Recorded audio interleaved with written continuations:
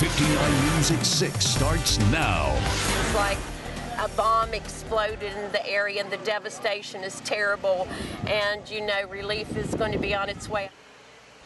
An area county is in a state of emergency after severe storms leave behind downed trees and damaged homes. Welcome to 59 News at 6. I'm Dan Thorne. And I'm Sarah Piscineri. The severe weather ripped through the region overnight, leaving a mess in its wake. Crews with the National Weather Service are confirming 2 tornadoes touched down in the area last night. We are starting our 59 News team coverage now with 59 News reporter Brandon Bates. He's live in Mercer County where an EF1 tornado hit. He has the latest on what's going on there. Brandon. Well, guys, right now the cleanup is still underway, and trees and power lines and even homes have been destroyed. Severe winds and a tornado swept through West Virginia early Wednesday morning. It left power lines and trees down everywhere, but Mercer County may have been hit the hardest. This is what used to be a home. The wind picked it up with a mother and a 4-year-old boy trapped inside. I was at work, and the dispatcher called me on the radio and told me that there was an emergency at home. Daniel Radford owns the home, and he was at work in the coal mines when he got the phone call saying his family was in the hospital. Report's right there. I had it right over here. It was about 20 feet tall. I was planning on buying a pontoon boat.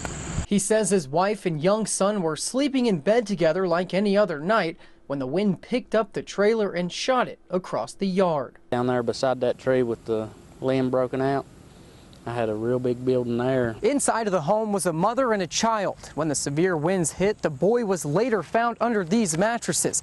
Meanwhile, the mother was taken by the wind 60 feet from the boy, laying by this telephone pole. The mother and son suffered broken fingers and minor injuries and luckily made it out with their lives. I said I care less about any of this here, as long as they're all right and I didn't have to come and identify them. While we were on scene, I actually came across the family puppy, who they thought was crushed in the rubble. He was laying across a piece of debris, and luckily he made it out alive as well. Was he in the house? No? Was he hurt? Daniel says he's almost positive the home was hit by a tornado because of the way everything was scattered out. He says if it was, he never thought that was possible. It's a rare occurrence, but it is something that does occur and something we need to prepare for. Radford and his family are in the process of cleaning up and salvaging what's left of their home.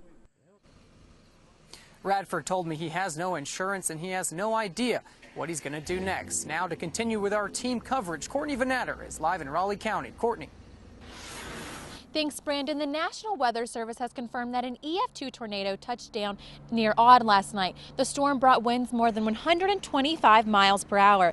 This is video from Odd where the tornado hit. Odd Road is still blocked off at this time. Crews are working as quickly as possible, but the damage is extensive and cleanup will likely have to continue tomorrow. People in the area say having something like this happen so close is very scary. It was raining a little bit, then all of a sudden it got pitch dark outside and I just seen a gush of wind. So I grabbed a hold of my baby and jumped into the tub with my little sister and threw a cover over us 3. Although the tornado hit in the Odd area, it also did extensive damage in Flat Top.